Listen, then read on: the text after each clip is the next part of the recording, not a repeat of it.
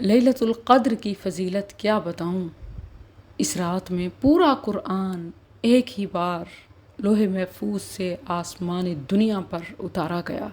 یہ رات 1000 مہینے یعنی 83 سال سے بہتر ہے۔ اتنی تو اس امت کی ایوریج ایج بھی نہیں، گویا پوری زندگی پر بھاری صرف یہ ایک رات ہے۔ سوچیں، 83 سال کی خیر و برکت، اجر و ثواب، یعنی عبادات بھی ہوں اور قبول بھی ہوں، ان سے بھی بھاری اس ایک رات کی مقبول عبادات ہیں۔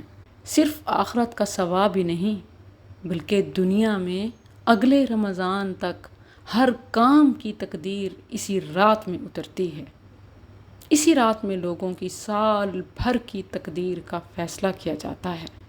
آج کل لوگوں کو ثواب میں انٹرسٹ کم اور بخشے جانے پر یقین زیادہ ہے، وہ بھی بغیر عمل کے۔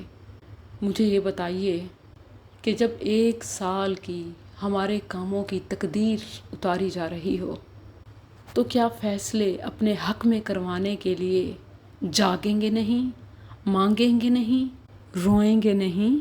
ضرور رو رو کر اپنے بگڑے ہوئے اسی رات میں سنوار لیجئے، منوا لیجئے، رب سے مانگ لیجئے۔ یہ نہ سونے کی رات ہے، نہ دنیا کی کسی مصروفیت کے لیے مناسب، بلکہ یہ تو زمین پر فرشتوں کی چہل پہل کی رات ہے۔ فرشتے اور روح الامین زمین پر اترتے ہیں۔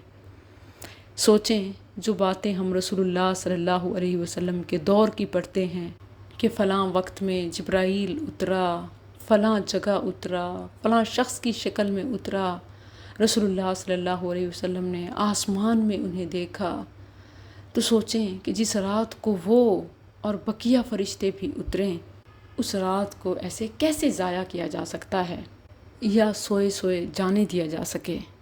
یہ رات پوری کی پوری خیر و سلامتی ہے، یعنی غروب شمس سے طلوع شمس تک۔ سبحان اللہ، جس نے پا لیا وہ مقدر کا سکندر، اور جو نہ پا سکا وہ ہر خیر سے محروم ٹھہرا۔ اور کیا کیا ہے اس رات میں چھپا، یہ سب جاننے اور پانے کے لیے اس بار طاق راتوں میں ملتان کی بہنوں کے لیے خاص اہتمام ہے۔ فالو کیجئے، آپ سب کو مرحبا کہتی ہوں۔ وفقکم۔